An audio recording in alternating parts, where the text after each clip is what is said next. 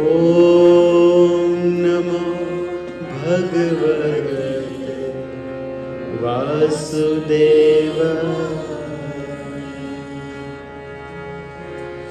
ॐ अज्ञानतिमिरान्धस्य ज्ञानाञ्जनशलाकया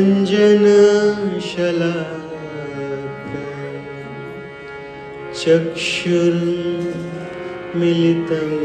येन तस्मै श्री गुरुवे नमः। सच्चिदानन्द रूपाय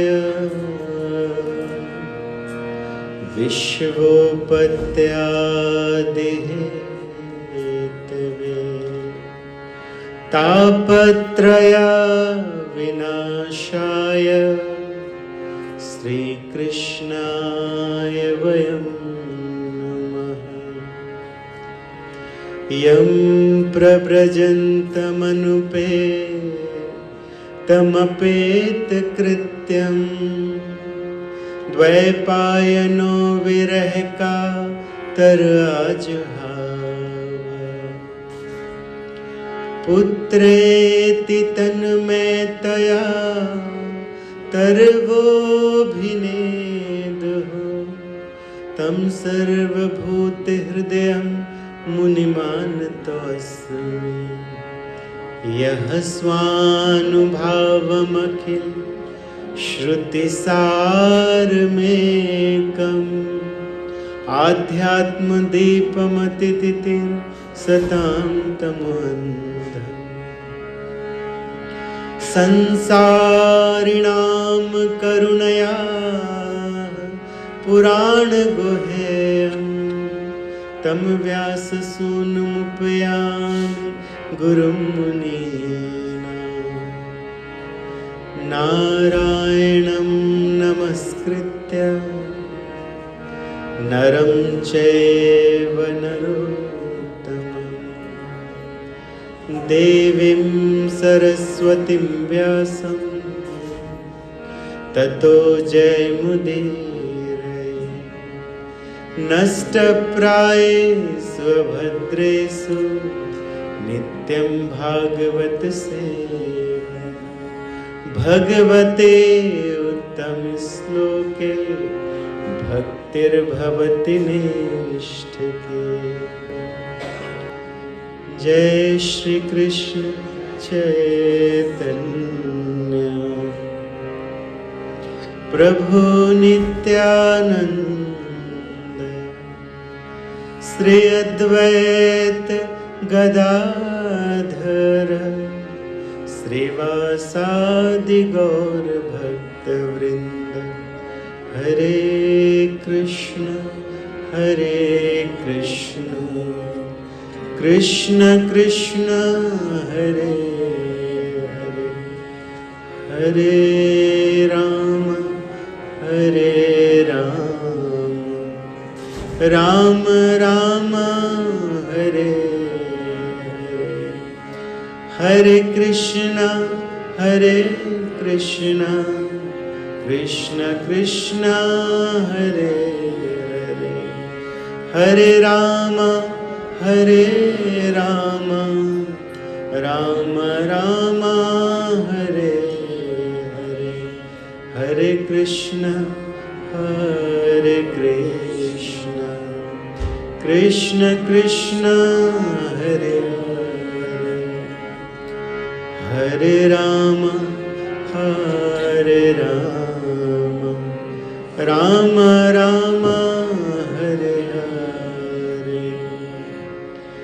जय श्री कृष्णचंद्र भगवान की, श्रीमद् भागवत अमल पुराण की, उमापति महादेव की, पवन पुत्र हनुमान जी महाराज की, श्री गजानन जी की, श्री जगदम्बा मैया की।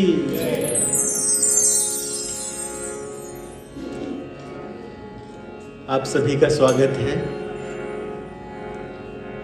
तीसरे दिन की कथा में। अब तक श्रीमद् भागवत का महात्म और प्रथम स्कंद की कुछ कथा हुई है। प्रथम स्कंद में कुंती महारानी की भी कथा आती है।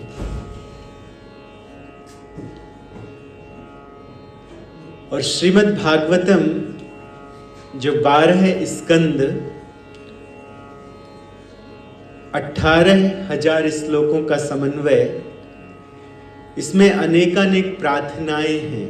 भगवान को कैसे प्राप्त कर सकते हैं, कैसे भगवान प्रसन्न होते हैं, या हमारे जीवन से विपदाएं कैसे दूर जाएंगी, तो उसके लिए हमें भगवान के पास जाकर प्रार्थना करना होता है। श्रीमद् भागवत ये प्रार्थनाओं से भरा हुआ है। आपको अपने से कोई प्रार्थना बनाने की आवश्यकता भी नहीं है। इसमें से ही कुछ प्रार्थनाएं याद कर लीजिए और भगवान के समक्ष उससे बोलिए, भगवान प्रसन्न हो जाएंगे। भगवान प्रार्थनाओं से प्रसन्न होते हैं। द्रौपदी ने प्रार्थना की, भगवान ने आके उनकी लाज बचाई। गजेंद्र ने प्रार्थना की, भगवान ने आकर उनकी रक्षा की। ध्रुव महाराज, प्रहलाद महाराज, जिस भी भक्त ने प्रार्थना की, भगवान ने आके उनकी रक्षा की है।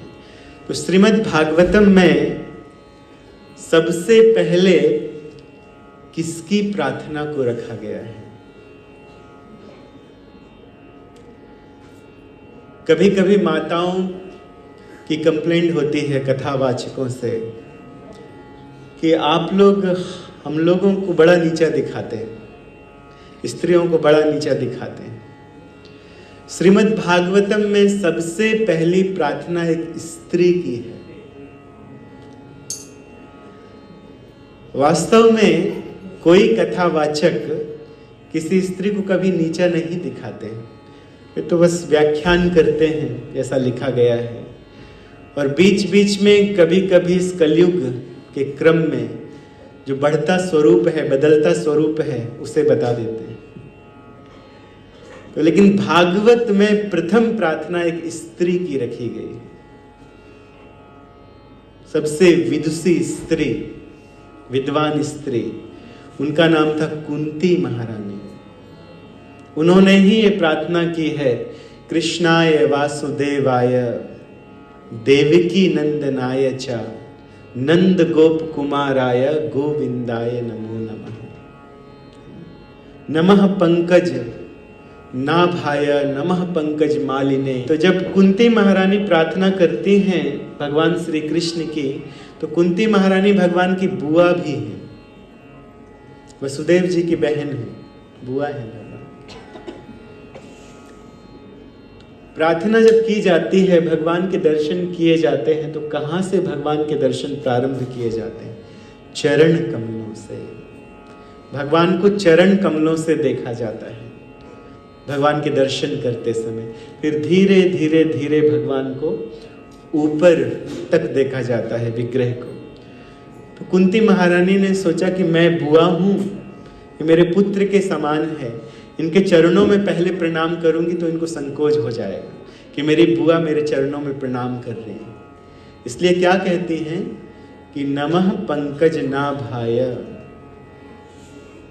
नाभि से प्रणाम करती है। भगवान की नाभि अति सुंदर है और कमल की पंखुड़ियों के समान है, फैली हुई। तो कुंती महारानी कहती हैं नमः पंकज नाभाय नमः पंकज मालिने। और भगवान किसकी माला पहनते हैं? कमल की माला पहनते हैं। प्रथम दिन बतलाया था कि भगवान जो माला पहनते हैं वो भगवान के चरणों तक होती है, बड़ी लंबी माला पहनते हैं। आप साउथ इंडिया में जाइए, बालाजी के दर्शन कीजिए, वेंकटेश भगवान के दर्शन कीजिए, ये लंबी लंबी मालाएं होती हैं चरणों तक। तो ऐसे ही माला भगवान पहनते हैं। तो कुंती महारानी कहती हैं नमः पंकज मालिनी, मैं उन्हें प्रणाम करती हूँ जो कमल की माला पहने हैं। इसके बाद फिर भगवान का मुखारबिंद देखती हैं तो कहती हैं नमः पंकज नेत्राय। भगवान के नेत्र भी, जो भगवान की पलकें हैं बड़ी सुंदर, कमल की पंखुड़ियों के समान सुंदर। नमः पंकज नेत्राय। लेकिन रहा नहीं गया कुंती महारानी से, कुछ भी हो हैं तो ये भगवान हैं, हमारे रक्षक हैं। तो अंत में कह दिया नमस्ते पंकजांघ्रे, जिनके चरण कमल भी पंकज के समान है, कमल के समान है। मैं उनके चरण कमलों में प्रणाम करती हूं। ये प्रार्थना कुंती महारानी कर रही हैं जब राज्य मिल गया है पांडवों को, युधिष्ठिर महाराज राजा बन गए हैं हस्तिनापुर के, और अब भगवान द्वारिका जाने के लिए तैयार हैं, रथ में बैठे हैं। तो कुंती महारानी प्रार्थना कर रही हैं मत जाइए। तो प्रार्थना करते करते कुंती महारानी कहती हैं, देखिए कुंती महारानी ने वो मांगा जो कोई नहीं मांगता। तो जब कुंती महारानी प्रार्थना करती हैं भगवान श्री कृष्ण की, तो कुंती महारानी भगवान की बुआ भी हैं, वसुदेव जी की बहन है, बुआ है भगवान। प्रार्थना जब की जाती है, भगवान के दर्शन किए जाते हैं, तो कहां से भगवान के दर्शन प्रारंभ किए जाते हैं? चरण कमलों से। भगवान को चरण कमलों से देखा जाता है भगवान के दर्शन करते समय। फिर धीरे धीरे धीरे भगवान को ऊपर तक देखा जाता है, विग्रह को। तो कुंती महारानी ने सोचा कि मैं बुआ हूं, ये मेरे पुत्र के समान है, इनके चरणों में पहले प्रणाम करूंगी तो इनको संकोच हो जाएगा कि मेरी बुआ मेरे चरणों में प्रणाम कर रही है। इसलिए क्या कहती हैं कि नमः पंकज नाभाय, नाभि से प्रणाम करती है। भगवान की नाभि अति सुंदर है और कमल की पंखुड़ियों के समान है, फैली हुई। तो कुंती महारानी कहती हैं नमः पंकज नाभाय नमः पंकज मालिने। और भगवान किसकी माला पहनते हैं? कमल की माला पहनते हैं। प्रथम दिन बतलाया था कि भगवान जो माला पहनते हैं वो भगवान के चरणों तक होती है, बड़ी लंबी माला पहनते हैं। आप साउथ इंडिया में जाइए, बालाजी के दर्शन कीजिए, वेंकटेश भगवान के दर्शन कीजिए, लंबी लंबी मालाएं होती हैं चरणों तक। तो ऐसे ही माला भगवान पहनते हैं। तो कुंती महारानी कहती हैं नमः पंकज मालिने, मैं उन्हें प्रणाम करती हूं जो कमल की माला पहने। इसके बाद फिर भगवान का मुखारबिंद देखती हैं तो कहती हैं नमः पंकज नेत्राय। भगवान के नेत्र भी, जो भगवान की पलकें हैं बड़ी सुंदर, कमल की पंखुड़ियों के समान सुंदर। नमः पंकज नेत्राय। लेकिन रहा नहीं गया कुंती महारानी से, कुछ भी हो हैं तो ये भगवान हैं, हमारे रक्षक हैं। तो अंत में कह दिया नमस्ते पंकजांघ्रे, जिनके चरण कमल भी पंकज के समान है, कमल के समान है। मैं उनके चरण कमलों में प्रणाम करती हूं। ये प्रार्थना कुंती महारानी कर रही हैं जब राज्य मिल गया है पांडवों को, युधिष्ठिर महाराज राजा बन गए हैं हस्तिनापुर के, और अब भगवान द्वारिका जाने के लिए तैयार हैं, रथ में बैठे हैं। तो कुंती महारानी प्रार्थना कर रही हैं मत जाइए। तो प्रार्थना करते करते कुंती महारानी कहती हैं, देखिए कुंती महारानी ने वो मांगा जो कोई नहीं मांगा। जो सुख में भी सुमिरन करेगा तो दुख होने का सवाल ही नहीं है। कुंती महारानी को तो अब सुख मिल गया ना, राज्य मिल गया। लेकिन कुंती महारानी अब क्या कहती हैं? विपदः संतु नः सस्वत तत्र तत्र जगत गुरो भवतो दर्शनम यस्याद अपुनर्भव दर्शनम। कुंती महारानी कहती कि हे भगवान, आप यदि हमारे ऊपर प्रसन्न हैं तो हमें दुख दीजिए। दुख मांग रही है कुंती। कोई मांगेगा दुख? बताइए, है ना? हम लोग तो जब भी आते हैं कुछ झोली फैला के आते हैं, कुछ दीजिए भगवान, है ना। और कुछ तो ऐसे हैं साधु वैश्य जैसे, हमारी संतान हो जाएगी तब हम सत्यनारायण व्रत कथा करेंगे, है ना। वो बिजनेसमैन थे ना साधु वैश्य सत्यनारायण की कथा में। तो कुछ मिलेगा तब कुछ देंगे, संतान मिल जाएगी तब हम सत्यनारायण व्रत कथा करेंगे। भगवान हमें कुछ मिल जाए तो हम 2 किलो घी के लड्डू चढ़ाएंगे। अरे पहले ही चढ़ा दीजिए, भगवान है, उनको कोई कमी नहीं है। वो आपके लड्डू के भूखे नहीं हैं, आपकी पूजा के भूखे नहीं हैं, और ना आपके दान के भूखे हैं। उनके पास सब कुछ है। लक्ष्मी जी उनकी सेवा करती हैं, और एक नहीं करोड़ों लक्ष्मी सेवा करती हैं। लक्ष्मी सहस्त्र सत संभ्रम से विमान, हजारों हजारों लक्ष्मियां उनके चरण दबाने में लगी रहती। लेकिन जब हम उनको कुछ देते हैं तो उससे हमारा उद्धार होता है, हमारा धन पवित्र होता है, हमारा शरीर, हमारा देह पवित्र होती है। कुंती महारानी दुख क्यों मांग रही हैं? कुंती महारानी कहती हैं कि जब दुख था तो आप हमेशा साथ में थे, दौड़े दौड़े भागे भागे आए। द्रौपदी की, हमारी पुत्र वधू की लाज बचाना थी, तब आप आ गए हमारी लाज बचाने के लिए। बहुत बड़ा संकट आया था जंगल में, दुर्वासा ऋषि आ गए थे भोजन खाने के लिए, और अकेले नहीं, 60,000 शिष्यों के साथ में आए थे। बेचारे तो वनवास काट रहे थे, 5 पांडव बेचारे कुछ कंदमूल खा लेते थे। लेकिन द्रौपदी के पास एक पात्र था, अक्षय पात्र, और उसकी विशेषता ये थी कि जब तक द्रौपदी भोजन नहीं करेगी तो वो कितना भी भोजन निकाल देगा, लेकिन एक बार द्रौपदी ने भोजन खा लिया तो उस दिन भोजन नहीं देगा। वो पात्र, अक्षय पात्र, उसकी ये विशेषता थी। आप लोग जानते हैं कि शकुनी दुर्योधन का सलाहकार था। तो जब दुर्वासा जी हस्तिनापुर आए तो दुर्योधन से शकुनी ने बहुत सेवा करवाई, दुर्वासा मुनि की बहुत सेवा करवाई। और दुर्वासा मुनि तो प्रसन्न भी हो जाते हैं, जल्दी क्रोधित भी हो जाते हैं। यदि क्रोधित हो जाए तो संसार को जला के भस्म कर दें, और यदि प्रसन्न हो जाए तो कुछ भी दे दें, कुछ भी दे दें। तो प्रसन्न हो गए सेवा से, बोले मांगो दुर्योधन, क्या मांगते हो। तो दुर्योधन इतना चालाक, उसने ही भेजा था पांडवों को जंगल में माया के पासों से जीत कर, और कहता है कि महाराज हमारे भाई बंधु जंगल में दुख काट रहे हैं, आपने यहां आके हमें सेवा का तो अवसर दिया, अब हम चाहते हैं कि आप हमारे भाइयों को भी जंगल में जाएं और सेवा का अवसर दें, अपने शिष्यों के साथ में जाएं। और चालाक था, मालूम था कि द्रौपदी के पास अक्षय पात्र है, खिला देगी भोजन। तो कहता है लेकिन उस समय जाना महाराज जब द्रौपदी भोजन कर ली हो, इतने सारे लोगों के लिए भोजन बनाना पड़ेगा, बड़ी मेहनत का काम है। जब द्रौपदी भोजन कर ले तब जाना। देखिए इतना चालाक था, पॉलिटिशियन था।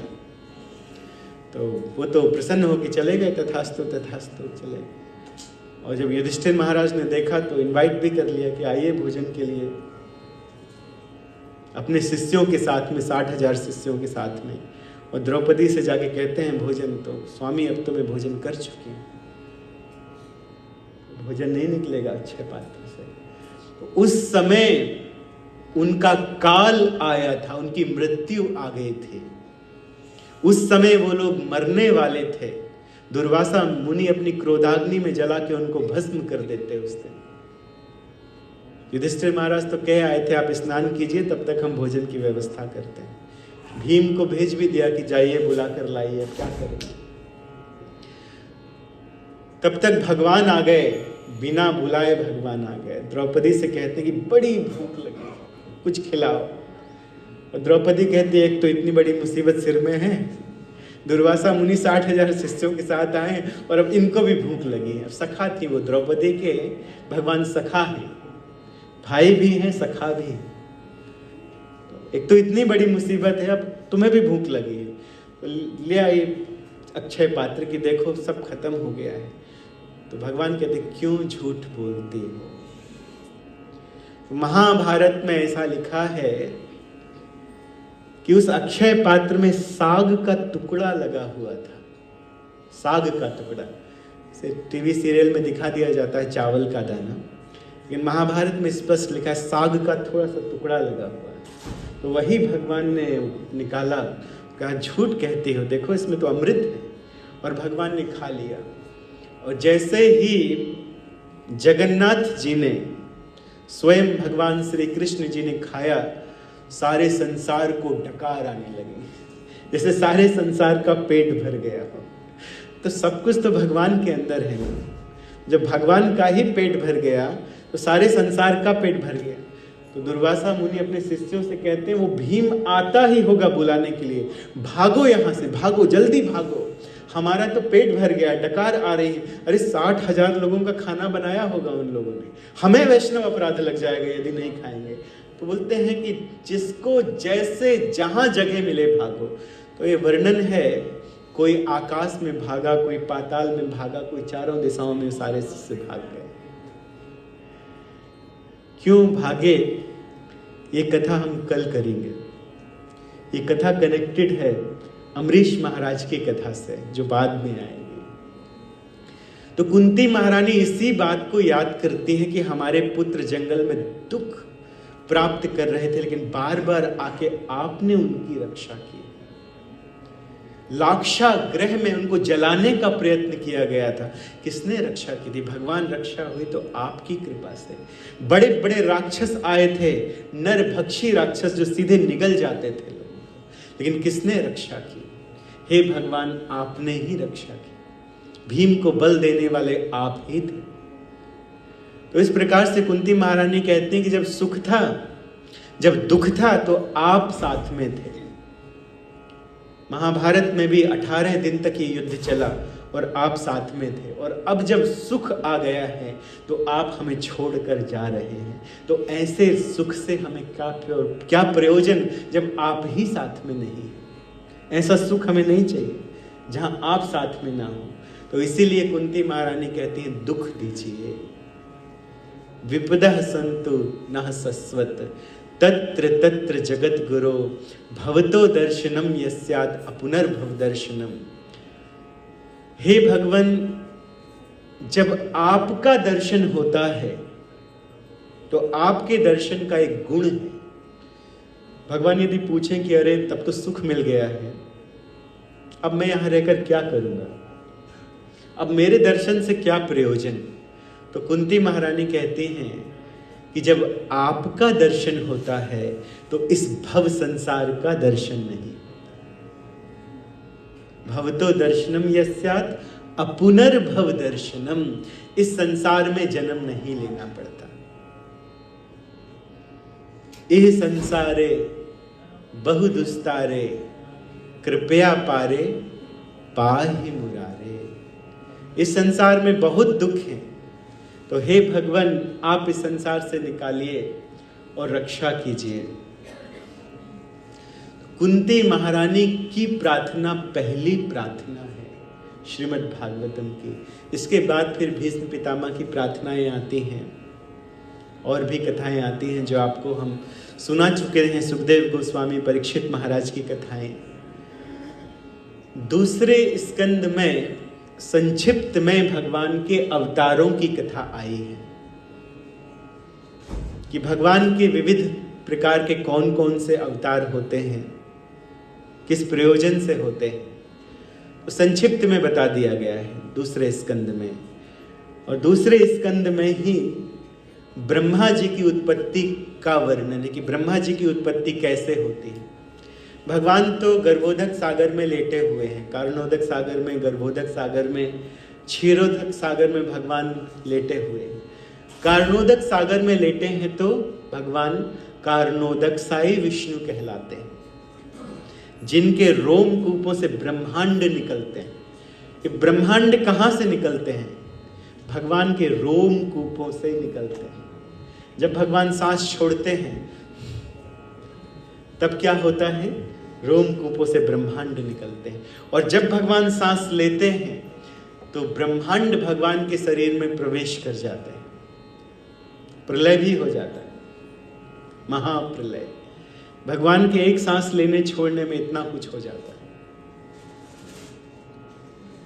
तो भगवान की नाभि कमल से, एक तो नाभि भी कमल के समान है, नमः पंकजनाभाय, और यहां से कमल निकलता है, और उस कमल के ऊपर बैठकर उस कमल में ब्रह्मा जी प्रकट हो जाते हैं।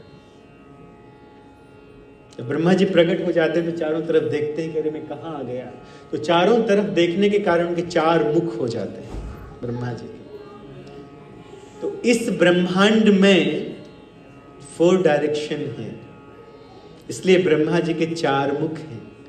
अलग अलग ब्रह्मांडों में ब्रह्मा जी के अलग अलग मुखारबिंद हैं, किसी में 16 हैं, किसी में 32 हैं, किसी में 64 है ना। तो अलग अलग ब्रह्मांडों में ब्रह्मा जी की हाइट भी बड़ी है और मुखारबिंद भी बढ़ते जाते हैं। और वैसे ब्रह्मा जी नहीं है जैसे आप टीवी में देखते हैं कि सफेद दाढ़ी निकली है। ब्रह्मा जी बूढ़े नहीं होते कभी। अरे स्वर्ग में बुढ़ापा नहीं है, ब्रह्मलोक में कहां से बुढ़ापा आएगा, है ना। तो ये जो सफेद दाढ़ी वाले ब्रह्मा जी हैं, गलत पिक्चर है। ब्रह्मा जी बहुत सुंदर हैं, बहुत सुंदर है। परीक्षित महाराज भगवान के भक्त इतने सुंदर हैं, कल की कथा में आपने सुना। ब्रह्मा जी बहुत सुंदर है। भू भुवः स्वः मह जन तपः सत्य, सत्य लोक में ब्रह्मा जी रहते हैं। स्वर्ग में कोई बूढ़ा नहीं होता है, क्यों? स्वर्ग में अमृत पीते रहते हैं, अमृत पीते हैं तो हष्ट पुष्ट होते हैं, आयु बढ़ती है ना। मृत्यु वहां भी है, इसलिए हम कहते हैं कभी भी अपने पूर्वजों की पिक्चर में ना लिखें स्वर्गवासी, क्योंकि स्वर्ग में जाने के बाद भी टपकना पड़ता है नीचे। क्षीणे पुण्य मृत्यु लोकम विसंति, भगवत गीता में लिखा है जब आपके पुण्य कर्म समाप्त हो जाते हैं तो क्षीणे पुण्य मृत्यु लोकम विसंति, वहां से सीधे टपक जाते हैं, सीधे नीचे आ जाते हैं। आपके पुण्य कर्मों का एक कितने पुण्य कर्म किए हैं ये लिखा हुआ है। तो जैसे जैसे पुण्य आप स्वर्ग लोक को भोगते हैं, आप पुण्य कर्म अपने इस्तेमाल करते जाते हैं, यूज करते जाते हैं, और जब पुण्य कर्म खत्म वहां से टपक जाते हैं। और बीच में यक्ष और राक्षसों के लोग हैं, तो वो आपके उस देवताओं वाले शरीर को खा जाते हैं और आत्मा आपकी बादल में आ जाती है। बादल से पानी बरसता है तो पानी बरसने के साथ साथ वही आत्मा अन्न में चली जाती है, अन्न से वीर्य बनता है, और फिर जिस किसी जीव का भाग्य होता है वो माता के उदर में जाता है और उसको एक शरीर प्राप्त होता है। तो ये व्यवस्था है बहुत बड़ी। तो ब्रह्मा जी के 4 मुख हो गए। ब्रह्मा जी को समझ में नहीं आया मेरा जन्म क्यों हुआ है, मैं क्या करूं, तब तक आकाशवाणी उनको सुनाई दी, तपः तपः। तो उन्होंने तपस्या की बड़े लंबे समय तक, और उसके बाद भगवान के दर्शन हुए और भगवान ने सृष्टि का ज्ञान दिया। तो पहली सृष्टि भगवान करते हैं जिसे सर्ग कहा जाता है, और दूसरी सृष्टि ब्रह्मा जी करते हैं जिसे विसर्ग कहते हैं। पहले तो ब्रह्मा जी ने मानसिक पुत्रों की उत्पत्ति की, और बाद में फिर जो उनके पुत्र उत्पन्न हुए जैसे मनु महाराज इत्यादि, उन्होंने दूसरे पुत्रों की उत्पत्ति की। तो इन सब कथाओं का वर्णन दूसरे स्कंद में आता है। इसके बाद तीसरा स्कंद, तीसरे स्कंद में बहुत सुंदर कथा है देवहूति की, एक और विदुषी नारी, स्वयंभू मनु की पुत्री देवहूति, जिनका विवाह कर्दम मुनि के साथ हुआ था। ब्रह्मा जी के पुत्र कर्दम मुनि के साथ में हुआ था। स्वयंभू मनु के 2 पुत्र थे, प्रियव्रत और उत्तानपाद, और एक पुत्री थी, क्या नाम था उनका? देवहूति। जब देवहूति का विवाह करना था स्वयंभू मनु का, तो वे निकले एक रथ में बैठकर शतरूपा जी के साथ में एक अच्छे पति की तलाश में, है ना। कोई है जो बड़ा व्यक्ति, संसार का राजा आए किसी मंदिर में, किसी पुजारी को देख के बोले चलो इसके साथ में अपनी पुत्री का विवाह कर देता हूँ। कोई साधु संत को ढूंढे कि इसके साथ में अपनी पुत्री का विवाह कर देता हूँ। नहीं, लोगों को धन चाहिए, है ना? लोग सोचते हैं बस जीवन मतलब धन, और धन के अलावा और कुछ नहीं। स्वयंभू मनु और शतरूपा राजा थे पूरी पृथ्वी के। ढूंढते ढूंढते जंगल में पहुंचे जहां कर्दम मुनि तपस्या कर रहे थे। यही हमारी पुत्री के लिए सबसे सुयोग्य है। और कर्दम मुनि के साथ उन्होंने अपनी पुत्री देवहूति का विवाह कर दिया। और ऐसा नहीं बहुत सारा दहेज दे के आए हो वहां पे, ये राजा हैं तो चलो इनके लिए यहाँ पे जंगल में महल बना दें। आश्रम में छोड़ के आ गए अपनी पुत्री को, क्योंकि जानते थे साधुओं में बड़ा बल होता है। और बाद में देवहूति जो राजकुमारी, राजा के महल में रहने वाली, कर्दम मुनि की बहुत सेवा की। कर्दम मुनि तो तपस्या में लीन हो गए, वो सेवा करती रही। फूल लेकर आती थी, भगवान के लिए भोजन बनाती थी, सेवा करती थी। एक समय आया जब कर्दम मुनि तपस्या से अपने नेत्र खोले और देखा कि इस राजकुमारी का शरीर निर्बल हो गया। तो इतना ही कहा कि जाओ बिंदु सरोवर में स्नान करके आओ। और जैसे ही बिंदु सरोवर में डुबकी लगाई, जब बाहर निकली तो अनेक अप्सराओं के साथ बाहर निकली। और उन्होंने शरीर में कई प्रकार का लेप लगाया और पुनः वो युवती हो गई, बहुत सुंदर, पहले से भी अधिक सुंदर। एक अपने तपस्या के बल पे एक ऐसा विमान तैयार किया कर्दम मुनि ने, जिस विमान के अंदर हजारों नगर आ जाएंगे। उस विमान की सुंदरता का वर्णन 3रे अध्याय में किया गया है। समय कम है तो समय आने पर उनका एक पुत्र हुआ। वो स्वयं भगवान थे, कपिल देव जी। और कपिल देव जी ने अपनी माता देवहूति को शिक्षा दी है।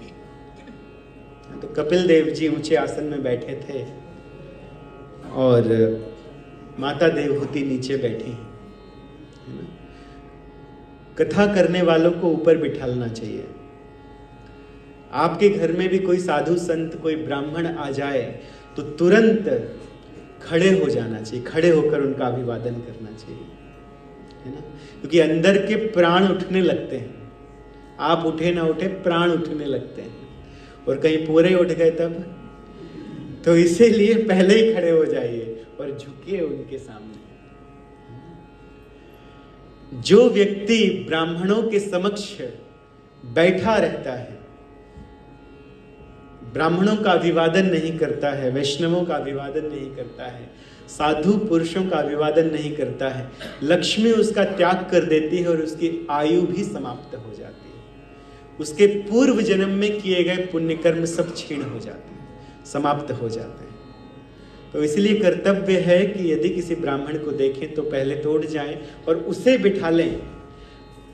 कहीं कहीं जाते हैं साधु संत तो लोग खड़े खड़े ही शुरू हो जाते हैं।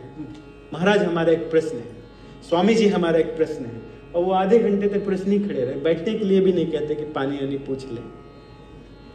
प्रश्न, और प्रश्न क्या, दुख क्यों आ रहे हैं हमारे जीवन में। अरे कोई व्यक्ति थका मांदा आपके घर में आया है, पहले बिठाल के पानी तो पिलाइए, अपने दुख क्यों सुना रहे हैं उनको, है ना?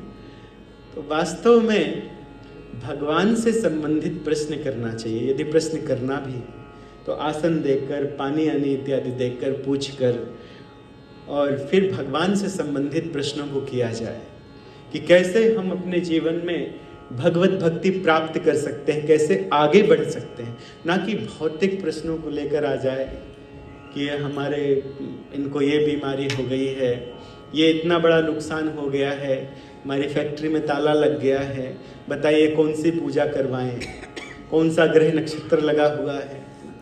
ये करना है तो बाद में फिर पंडित जी के पास में कर लेना चाहिए ऐसे प्रश्न, ठीक है। कपिल देव जी ने एक बड़ी अच्छी शिक्षा दी है। इस संसार की सबसे बड़ी सिद्धि क्या है? सबसे बड़ी सिद्धि क्या है? साधु संग सर्व शास्त्र कहे, लव मात्र साधु संग सर्व सिद्धि है। लव कहा जाता है कि 1 सेकंड का 14वां भाग छोटा हिस्सा होता है, समय की इकाई है लव। 1 सेकंड का 14वां भाग छोटा हिस्सा। इतना भी यदि साधु संग हो जाए, किसी अच्छे साधु का संग हो जाए, तो सर्व सिद्धि है।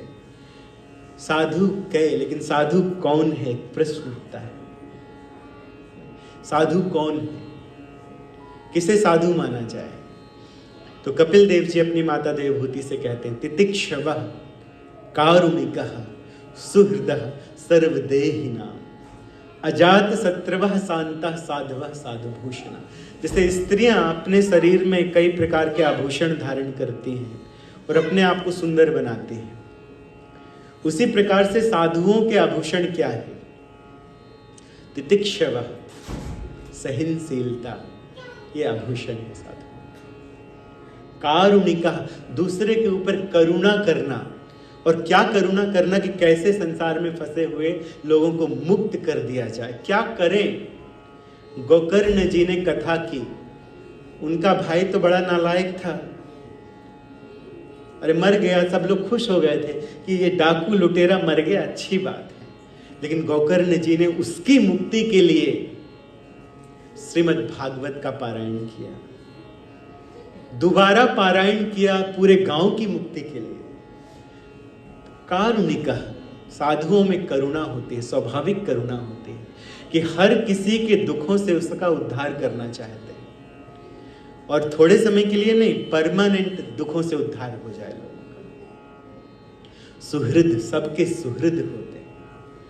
किसी के पास इसलिए नहीं जाते हैं कि हमें कुछ मिल जाए, है ना। आजकल तो सारे संसार में लोग इसलिए भ्रमण कर रहे हैं कि कुछ मिल जाए। कोई हमें बड़ा सा एक चेक दे दे तो हमारा बड़ा आश्रम बन जाए, या बड़ा कुछ ऐसा हो जाए, वैसा हो जाए, है ना। कोई व्यक्ति एक जगह से दूसरी जगह ट्रेवल करता है, क्यों? कुछ मिल जाए। लेकिन सच्चे साधु ये नहीं देखते हैं, ये नहीं चाहते हैं, उनकी कोई इच्छा नहीं होती। सुहृद, वो वास्तविक मित्र होते हैं हर एक व्यक्ति के।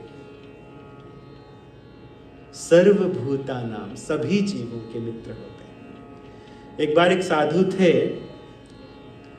तो उन्होंने देखा गंगा में एक बिच्छू बहा चला जा रहा था, स्कॉर्पियन बहा चला जा रहा। तो साधु थे बेचारे, उन्होंने सोचा इसे बचा लूं, तो गए हाथ में ऐसे लिया, उठाया उसे पानी के साथ में कि बचा के बाहर रख देता हूं तट में, तो ये चला जाएगा।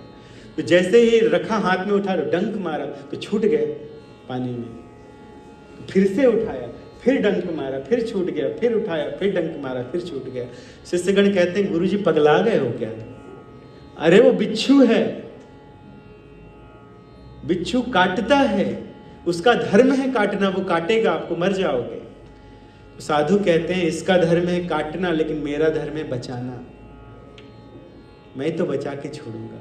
और जब तक उन्होंने उठा के बाहर नहीं रख दिया, तब तक माने नहीं। तो ऐसे साधु होते। सुहृद सर्वदेहिना अजात शत्रुवः शान्तः साधवः साधुभूषणा। जिनका कोई शत्रु नहीं है वो साधु है, जिनका कोई शत्रु नहीं है। हमें तो किसी ने गाली दे दी तो हम पता नहीं क्या उसके ऊपर कर देंगे। कहाँ है त्रिशूल शिव जी का, लेके आओ सीधे, यही वध कर देते हैं, है ना। ये साधुता नहीं है। जानते हैं अजात शत्रु किसका नाम है? युधिष्ठिर महाराज का।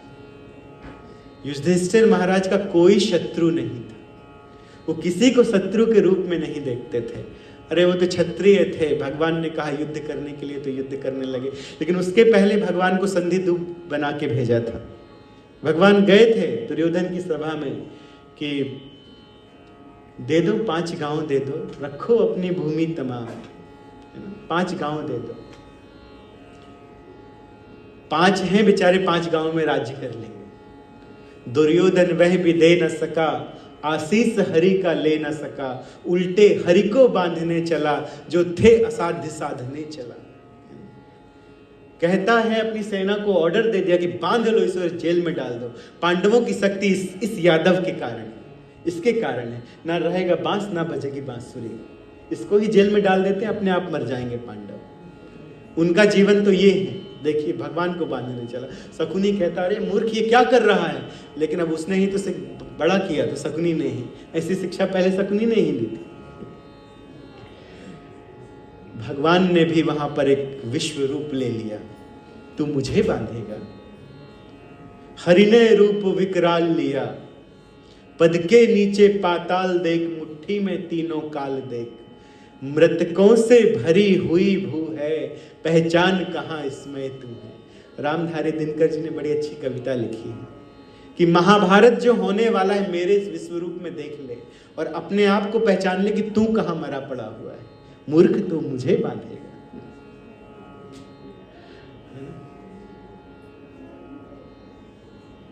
अजात शत्रुवः, जिसका कोई शत्रु नहीं है और जो शांत रहते हैं सदैव। शांत रहते हैं का अर्थ ये नहीं कि मौन व्रत लेकर बैठ जाते हैं, कभी कुछ नहीं बोलते। जब जरूरत पड़ती है तब बोलते हैं, जितनी आवश्यकता है उतना बोलते हैं। कितना बोला जाए, जितनी आवश्यकता है, जितने से काम चल जाए ना। व्यर्थ में मुंह नहीं खोलना चाहिए। बुद्धिमान वो है जो कम बोले लेकिन काम की बात बोले, शास्त्र की बात बोले, जिससे दूसरों का कल्याण होने वाला है, ऐसी बात बोले। और साधु कौन है? एक बड़ा अच्छा श्लोक कहते हैं कपिल देव जी, सताम प्रसंगान मम वीर्य संविदो। ये वास्तविक क्वालिटी है एक साधु की। सताम प्रसंगान मम वीर्य संविदो, भवन्ति हृतकर्ण रसायन कथा। इसी श्लोक के ऊपर 7 दिन की कथा हो सकती है, इतना मार्मिक श्लोक है।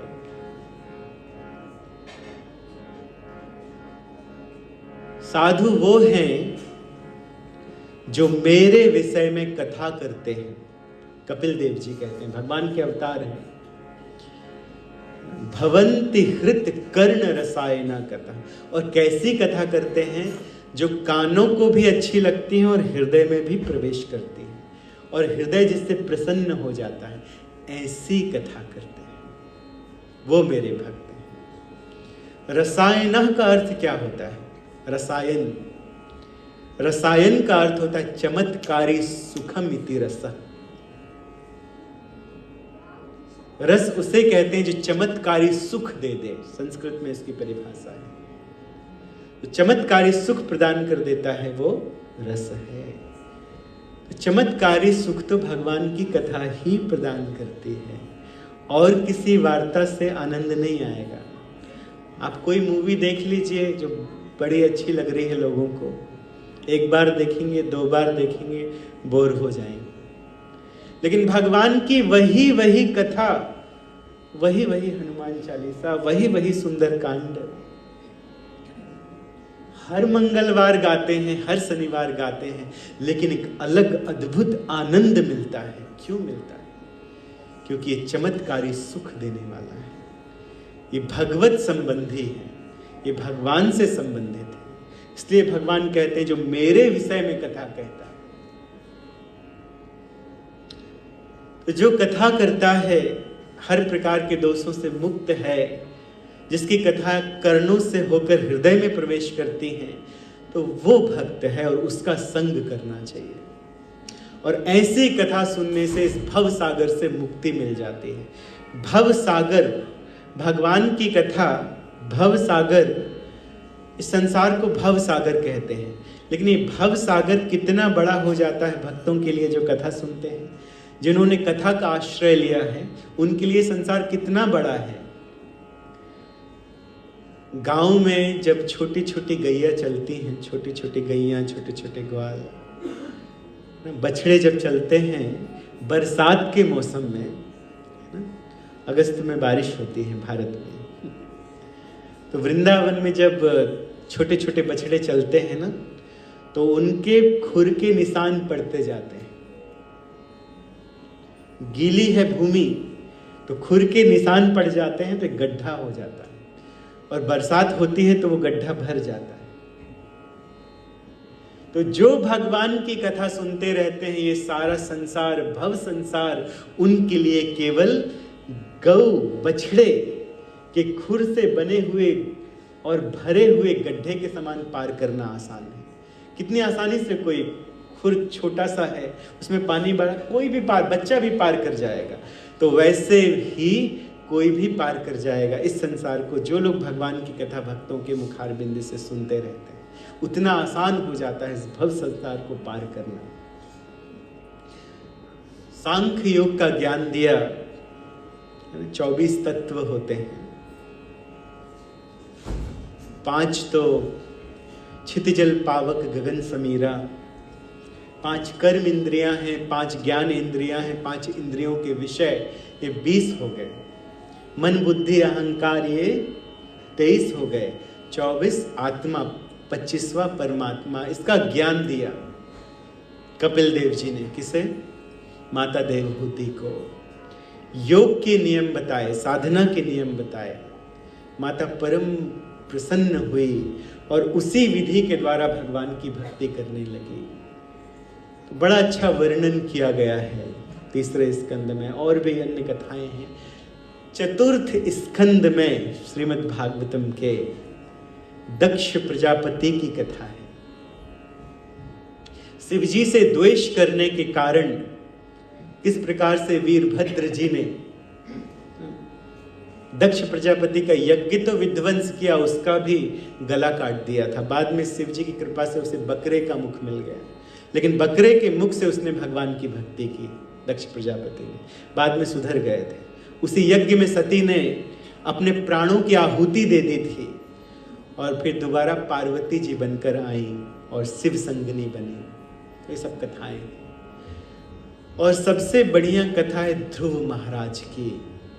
स्वयंभू मनु के पुत्र उत्तानपाद।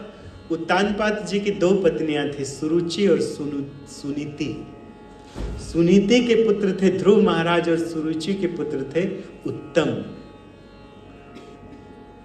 देखा जाता है कि यदि 2 पत्नियां हैं तो उनमें सौतिया डाह होता है। तो सुरुचि बिल्कुल पसंद नहीं करती थी सुनीति को। सुनीति के पुत्र थे ध्रुव महाराज। तो एक बार जब महाराज उत्तानपाद अपने सिंहासन में बैठे हुए थे और उत्तम अपने पुत्र को गोद में लिए हुए थे, पास में ही सुरुचि थी, उनकी एक पत्नी। तो ध्रुव ने सोचा कि मैं भी पिता की गोद में बैठ जाऊं, तो आगे बढ़े, लेकिन सुरुचि ने रोक दिया। अरे जाओ, दूर जाओ। यदि तुम्हें महाराज की गोद में बैठना है तो मेरी कोख से जन्म लेना पड़ेगा। और बेचारे महाराज भी डरते थे। कौन नहीं डरता संसार में अपनी स्त्रियों से, है ना? तो महाराज भी डरते थे, तो कुछ बोले नहीं। रोकना चाहते थे, बैठालना चाहते थे ध्रुव को गोद में, लेकिन कुछ बोले नहीं।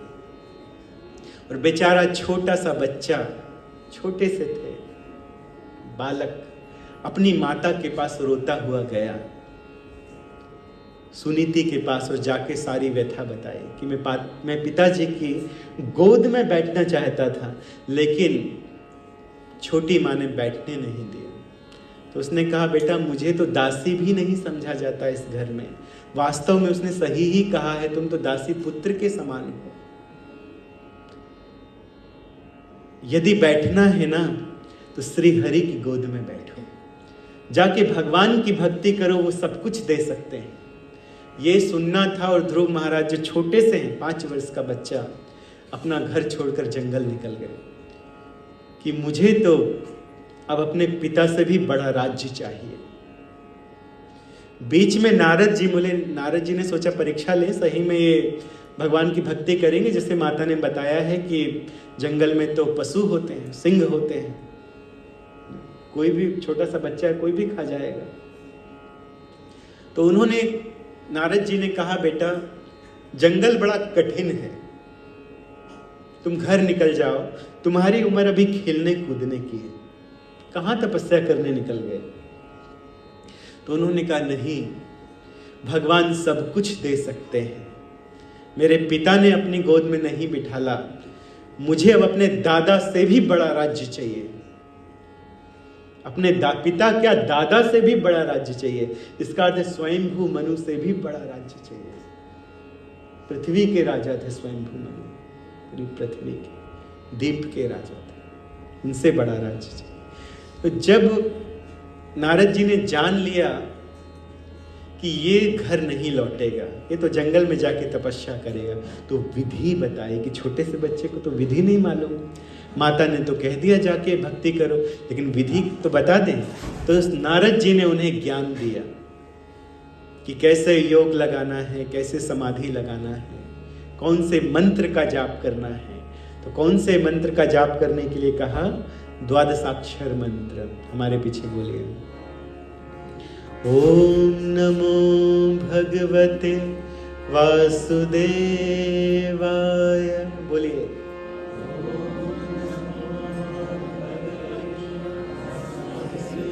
भगवान का मंत्र बड़े धीरे से बोल रहे हैं। हम केवल 2 हैं, हम और ये माइक, और देखिए आवाज कितनी तेज है। आप लोग इतने सारे हैं, आवाज तो वैकुंठ तक पहुंचना चाहिए, है ना? जोर से बोलिए, ओम नमो भगवते वासुदेवाय। बोलिए,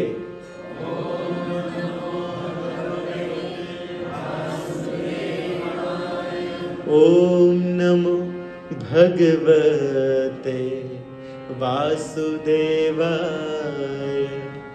ओम नमो भगवते वासुदेवाय।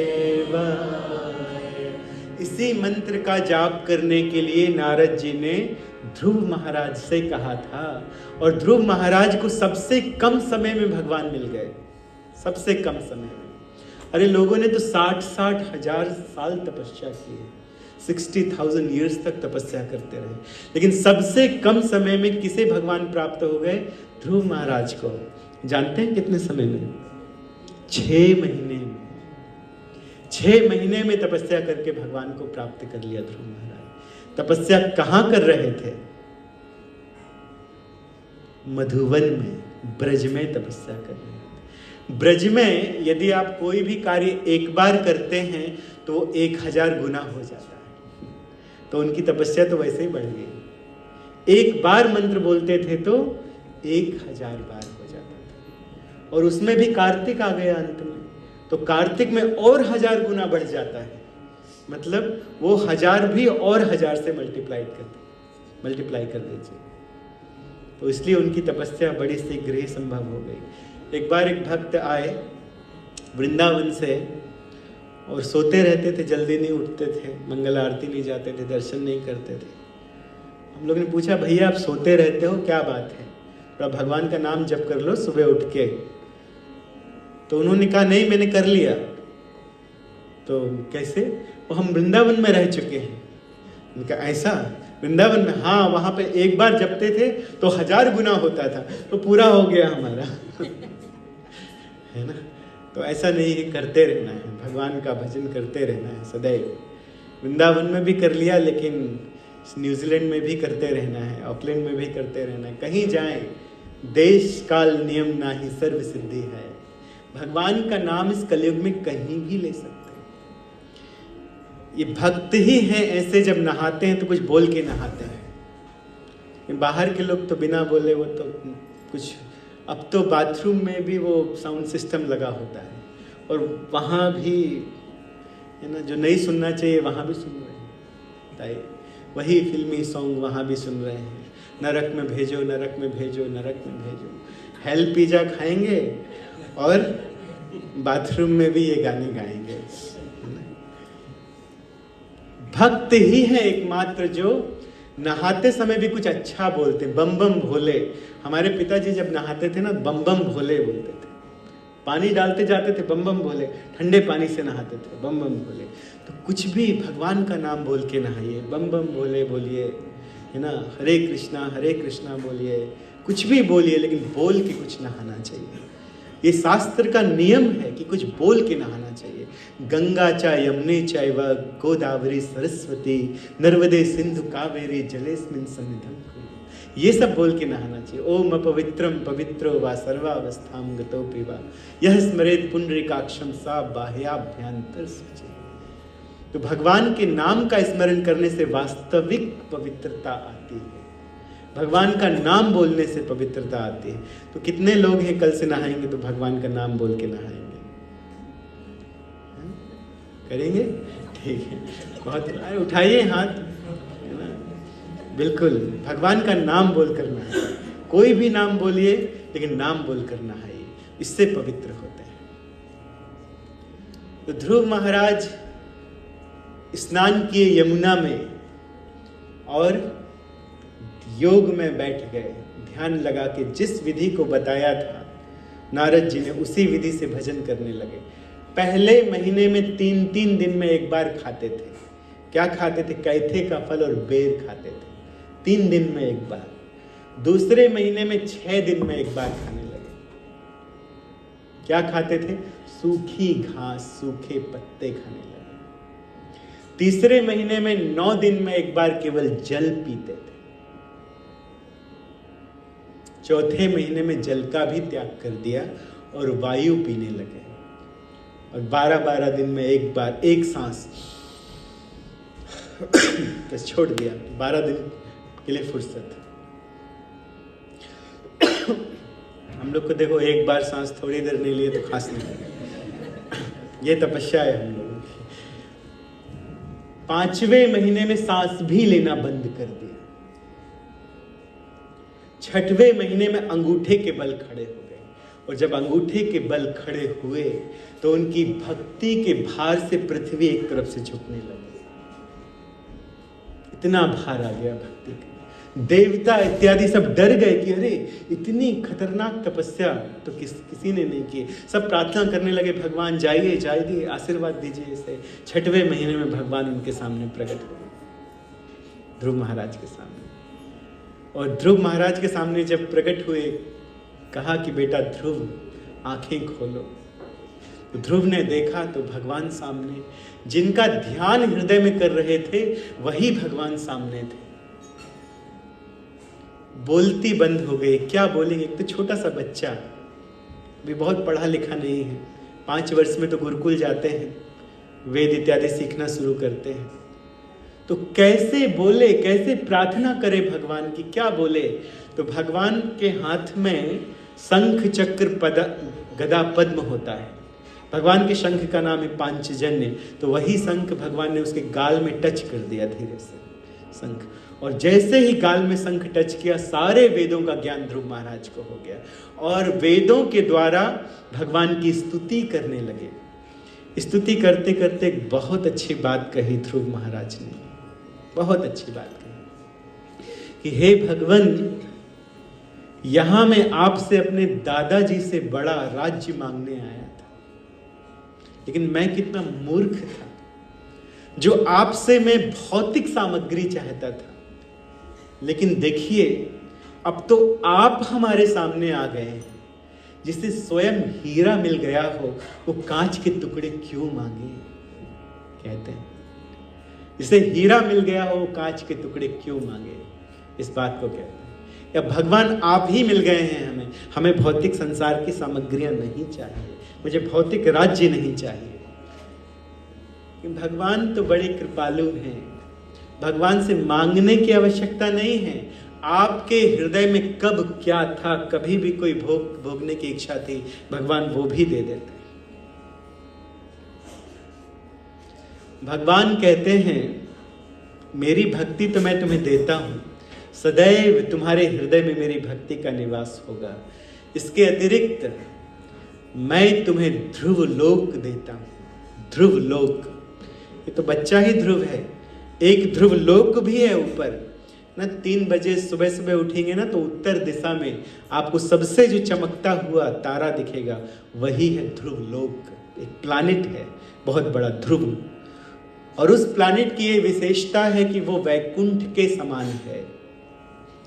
जब प्रलय होता है, महाप्रलय, तो पूरे ब्रह्मांड में सब कुछ नष्ट हो जाता है, आग लग जाती है, लेकिन एक जगह बच जाती है। वो कौन सी जगह? ध्रुवलोक।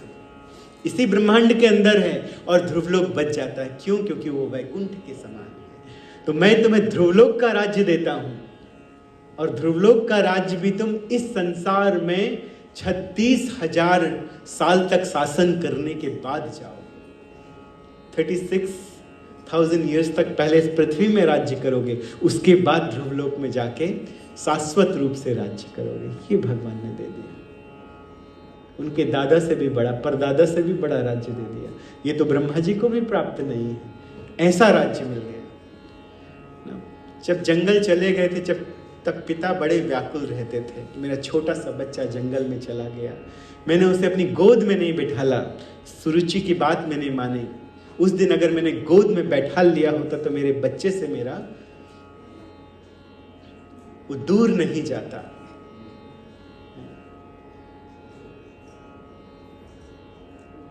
लेकिन नारद जी ने पहुंच के बता दिया था कि वो वापस आएंगे बहुत जल्दी, और वो जो लेकर आएंगे वो तो बड़े बड़े महर्षियों को भी प्राप्त नहीं है, भगवान की कृपा लेकर आएंगे। तो जब आने वाले थे तो पिता अपनी पत्नियों के साथ एक बहुत बड़े रथ में बैठकर उनका स्वागत करने के लिए खड़े थे, सारा राज्य। और अब भगवान का दर्शन करने के बाद उनका शरीर का प्रकाश तो 1000 गुना बढ़ गया था, 1000 गुना बढ़ गया था।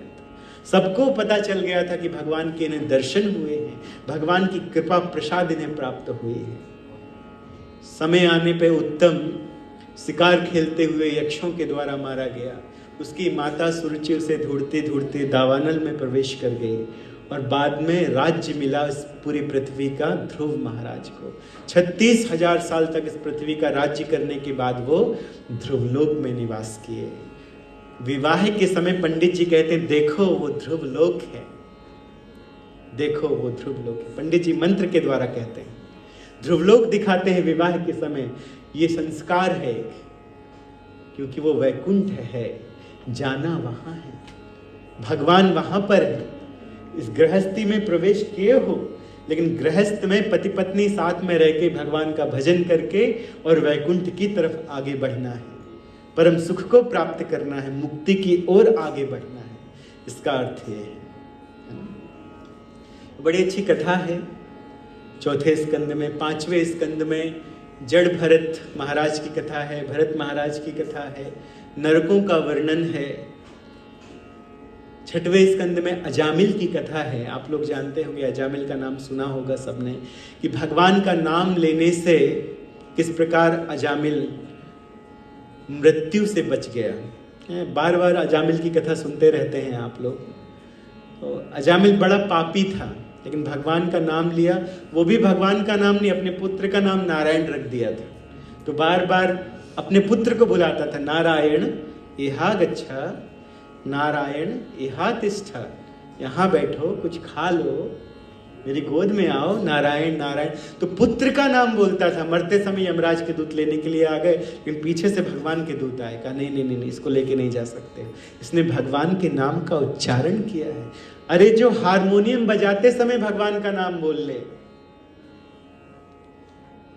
कोई जो भगवान को नहीं मानता है वो व्यक्ति बोले, अरे राम भैया यहाँ पर आओ, अरे श्याम भैया यहाँ पर आओ, ऐसे बोल ले, किसी का नाम पुकार ले, तो उसका कल्याण हो जाता है। किसी को गाली दे रहा हो या बोल ले, कहाँ जा रहे हो भैया, हम तो रामा रामा जा रहे हैं, इतना ही बोल ले, है ना, कि वो पुके कोई के आगे हम रामा रामा जा रहे हैं, नहीं तो पॉइंट शेव रामा रोड में जा रहे हैं, इतना ही कोई कोई बोल दे तो उसका कल्याण हो जाता है। तब इसने तो अपने पुत्र का नाम नारायण रखा और बार बार नारायण नारायण नारायण बोलता था। इसके भाग्य में मृत्यु, नरक नहीं, ये तो वैकुंठ जाने का अधिकारी है। पहले के जमाने में माता पिता कितना अच्छा नाम रखते थे, है ना, और यहाँ पर आके सब अपना नाम बदल लेते हैं, है ना। नाम रखा जाता है मीरा, वो कहते हैं हम मोना है ना। मैया ने क्या नाम रखा, मीरा, वो अपना नाम खुद रख लेते, मोना, है ना। देखिए पुरुष भी ऐसे ही हैं। हम केवल स्त्रियों का जो याद आ गया तो बोल दिया हमने, वो भी रामचंद्र नाम रखा। और यहाँ के कोई पूछता है कि what's your name, RAM, RAM, my name is RAM. देखिए अपना नाम ही बदल लेते हैं, है ना। विकास नाम रखा तो Vik, my name is Vik. अब कोई बोले विकास, देखिए भक्ति में किसी का विकास हो रहा है, कितना अच्छा नाम है। देखिए ये सब तो पहले के लोग ऐसा नाम रखते थे, कोई नाम बोल ले और कल्याण हो जाए। कोई भगवान का अभक्त जो मानता ही नहीं वो भगवान को, वो उसका नाम बोल के मुक्त हो जाए। लेकिन अब तो खुद ही नाम बदल लिया है। किसी का नाम यदि भगवान के नाम के ऊपर है, वो कितने लोगों का उद्धार कर सकता है। अरे उनका उद्धार होगा, वो भी आपके भाग्य में कुछ ना कुछ पुण्य आएगा कि आपका नाम बोल के उद्धार हुआ है। लेकिन अब नाम ही बदल लोगे अपना तो खुद का ही उद्धार नहीं कर पाएंगे। तो बच्चों का नाम ऐसे रखना चाहिए, भगवान के नाम पे रखना चाहिए। जो भक्त लोग हैं आज वो लोग भी बच्चों का नाम भगवान के नाम पे रखते हैं कि बच्चों का नाम पुकारते पुकारते अजामिल की तरह उद्धार हो जाए। लेके जाने नहीं दिया भगवान के दूतों ने, यमदूतों को अजामिल को कहा नहीं नहीं नहीं नहीं, इसको नहीं लेके जा सकते। बांध लिया था, निकालने वाले थे शरीर से आत्मा को और लेके जाने वाले थे नरक में, घसीटते घसीटते, है ना। 60,000 योजन लंबा रास्ता है नरक का, बीच में वैतरणी पड़ती है। वैतरणी काहे की नदी है, मल मूत्र पीप ये सब भरा हुआ है उसमें तैरा के लेके जाया जाता है। उसमें बड़े खतरनाक पशु हैं जो खा जाते हैं। ये नरक का रास्ता है, लेकिन बच गए और उनको 15 साल और मिले हरिद्वार में जाके भक्ति की। सब कुछ याद था, पूरा कन्वर्सेशन सुना था उन्होंने कि वो घसीटना चाहते थे और भगवान के दूतों ने लेके जाने नहीं दिया। तो 15 साल जाके उन्होंने भक्ति की हरिद्वार में और फिर भगवान के धाम गए। तो ये कथा है 6वें स्कंद में। तो एक छोटा सा भजन। घनश्याम से निराला कोई नहीं, घनश्याम से निराला कोई नहीं, घनश्याम से निराला कोई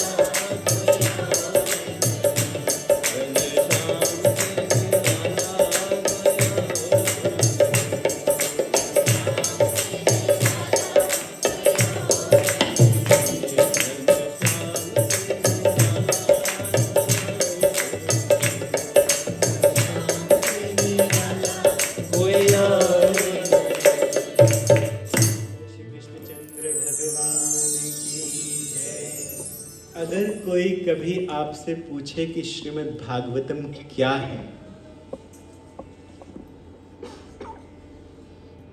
तो बहुत कम शब्दों में इसका उत्तर दिया जा सकता है। वाराणसी के एक बहुत बड़े विद्वान, वाराणसी जो विश्व हिंदू यूनिवर्सिटी के जो डीन थे बहुत बड़े, उनसे पूछा गया कि श्रीमद् भागवतम कैसा ग्रंथ है, क्या है श्रीमद् भागवतम। बड़े सरल शब्दों में उन्होंने उत्तर दे दिया, एक लाइन में। जिस ग्रंथ में वृत्रासुर की स्तुति के 4 श्लोक हैं और जिस ग्रंथ में अम्बरीश महाराज की कथा है, उस ग्रंथ को श्रीमद् भागवतम कहा जाता है। वृत्रासुर की स्तुति के श्लोक आज सुनाएंगे और कल आपको अम्बरीश महाराज की कथा सुनाएंगे, और कल भगवान श्री कृष्ण की कथाएं भी होंगी, क्योंकि चौथे दिन में कृष्ण जन्म हो जाता है। सुखदेव गोस्वामी चौथे दिन की कथा में भगवान श्री कृष्ण की कथा सुनाने लगते हैं। त्वष्टा के पुत्र का नाम था विश्वरूप। ये त्वष्टा स्वर्गलोक के एक बहुत बड़े ब्राह्मण हैं, विश्वरूप। उनके 3 मुख थे। एक मुख से अमृत पीते थे, दूसरे से सुरा और तीसरे से भोजन करते थे। यज्ञ देते थे, देवताओं को बहुत शक्ति प्राप्त हो इसलिए यज्ञ करते थे, लेकिन माता पक्ष से वो राक्षसों से संबंधित थे, तो छुपाकर बीच बीच में राक्षसों के लिए भी आहुतियां दे देते थे। तो देवताओं की शक्ति तो कम नहीं हो रही थी, लेकिन असुर भी शक्तिशाली हो रहे थे, उनको भी शक्ति मिल रही थी।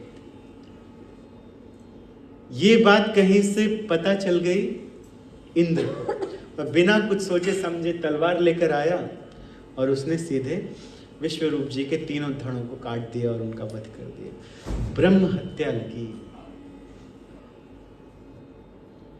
बाद में ऋषियों ने यज्ञ करवाए, पवित्र किया, और इंद्र की ब्रह्म हत्या को 4 भागों में डिवाइड कर दिया, 4 लोगों को बांट दिया।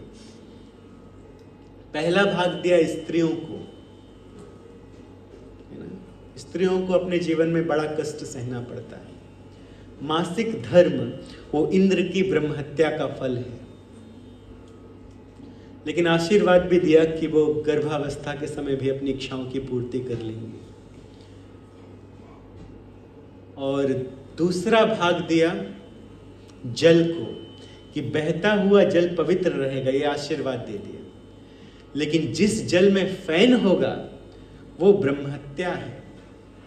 जिस जल में फैन होता है ना, वो ब्रह्म हत्या का फल है। तो आप लोग सोच लीजिए, फैन वाला जल पीना है कि शुद्ध जल पीना है? इंद्र की ब्रह्म हत्या को पीना है कि क्या करना है? ठीक है। तीसरा दिया वृक्षों को, कि यदि कोई टहनी कटेगी तो अपने आप आ जाएगी, ये आशीर्वाद दिया। लेकिन जो उसमें गोंद, जो उससे रिशाब होता है गोंद का, वो ब्रह्म हत्या है। और चौथा भाग पृथ्वी को दिया, यदि गड्ढे होंगे तो अपने आप भर जाएंगे कालांतर में, ये आशीर्वाद दिया। तो 4 भागों में अपनी जो ब्रह्म हत्या है उसको उसने डिवाइड कर दिया और फिर से शुद्ध हो गया। लेकिन त्वष्टा को बड़ा क्रोध आया, तो त्वष्टा ने एक यज्ञ किया इंद्र की हत्या करने के लिए। अब यहाँ एक शिक्षा है कि ब्राह्मणों को, यज्ञ करने वाले याज्ञिक ब्राह्मणों को बड़ा सावधान रहना चाहिए। यदि एक शब्द भी यदि ऊपर नीचे हो जाए तो पूजा का पूरा फल विपरीत हो जाता है। त्वष्टा ने यज्ञ किया किस लिए? ऐसा पुत्र प्राप्त हो जो इंद्र का वध करे, क्योंकि इसने मेरे पुत्र का वध किया है, बदला लेना है। तो ऐसा पुत्र चाहिए जो इंद्र का वध करे। लेकिन एक शब्द ब्राह्मण ने थोड़ा लंबा खींच दिया, इसलिए भी पूजा जहां तहां नहीं कराना चाहिए, किसी अच्छे ब्राह्मण से कराना चाहिए। जैसे हमारे तेजस प्रभु जी हैं, मंदिर के ब्राह्मण हैं। ये सब शास्त्रों को इन्होंने कंठस्थ किया है, अभ्यास किया है।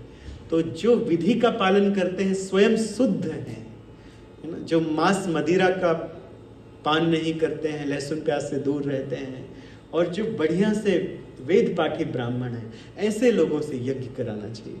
लेकिन त्वष्टा जैसे महर्षि भी एक शब्द को थोड़ा लंबा खींच दिए, तो उसका अर्थ ऐसा निकल गया कि ऐसा पुत्र हो जिसका वध इंद्र करे, उल्टा अर्थ है। तो एक पुत्र हुआ वृत्रासुर, लेकिन पूर्व जन्म में क्योंकि वो चित्रकेतु महाराज थे, एक गंधर्व रह चुके थे, शिव जी के प्रति अपराध होने में सती ने श्राप दिया था, तब वो असुर योनि में जन्म लिए। वो त्वष्टा के पुत्र बने, यज्ञ से राक्षस रूप में प्रकट हुए, लेकिन उसके बाद भी पुरानी भक्ति उनको पूरी याद थी। तो इंद्र के सामने युद्ध करने के लिए खड़े हैं, इंद्र को ललकारते हैं कि चलाओ, अस्त्र शस्त्र चलाओ हमारे ऊपर। इंद्र को तो परास्त भी कर दिया था एक तरह से। इंद्र का वज्र उसके हाथ से छूट गया था, जो दधीची मुनि की हड्डियों से स्पेशली बनवाया गया था वृत्रासुर का वध करने के लिए। दधीची मुनि का जीवन मांग लिया गया था और उनकी हड्डियों से बना था वज्र, जो इंद्र के पास रहता है। तो वज्र हाथ से छूट गया था, लेकिन वृत्रासुर कहते हैं वज्र उठाओ, फिर से पुनः आक्रमण करो। और बीच में, युद्ध के बीच में, अरे किसी को क्या स्मरण आएगा? दोनों तरफ से अस्त्र शस्त्र चल रहे हैं, किसी को आएगा भगवान का स्मरण? तो मरो और मारो, बस यही रहता है।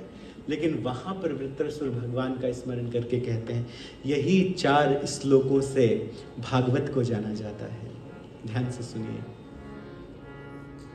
अहम हरे तब पादैक मूला, दासानुदासो भवतास्मि भूय, मनः स्मरेता असुपतेर्गुणांस्तैर्, गृणीत्वा कर्म करोतु काय, न नाकपृष्ठं न च पारमेष्ठ्यं, न सार्वभौमं न रसाधिपत्यं, न योगसिद्धिरपुनर्भवं वा, समञ्जस्त्वा विरहैकाञ्चे, अजातपक्ष इव मातरं खगा, स्तन्यं यथा वत्सतराच्युदार्थ, प्रियं प्रियैव विशुतं विषण्ण, मनोरविन्द्राक्षदिद्रक्षते त्वां, ममोत्तम श्लोक जनेषु सख्यं, संसारचक्रे भ्रमतः स्वकर्मभिः, त्वन्माययात्मात्म जदार्गेः, स्वसक्तचित्रस्य ननाथ भूया। ये भगवान की प्रार्थना करने लगे वृत्रासुर। ये बड़ी अच्छी प्रार्थना है, इसलिए इसको हम कम शब्दों में कहना नहीं चाहते, तो इसको हम कल के लिए रखते हैं। तो वृत्रासुर की प्रार्थना और अम्बरीश महाराज के चरित्र का वर्णन कल किया जाएगा, और कल भगवान श्री कृष्ण की कुछ कथाएं भी आप सुनेंगे। फ्राइडे के दिन, फ्राइडे की इवनिंग में रुक्मणी कृष्ण विवाह होगा, तो आप सभी आइए, हमारी तरफ से आप सभी को आमंत्रण है, और सज धज के आइए। हरे कृष्ण। श्री कृष्णचंद्र भगवान की, श्रीमद् भागवतम अमल पुराण की, उमापति महादेव की, हनुमान जी महाराज की, सभी को राधे राधे।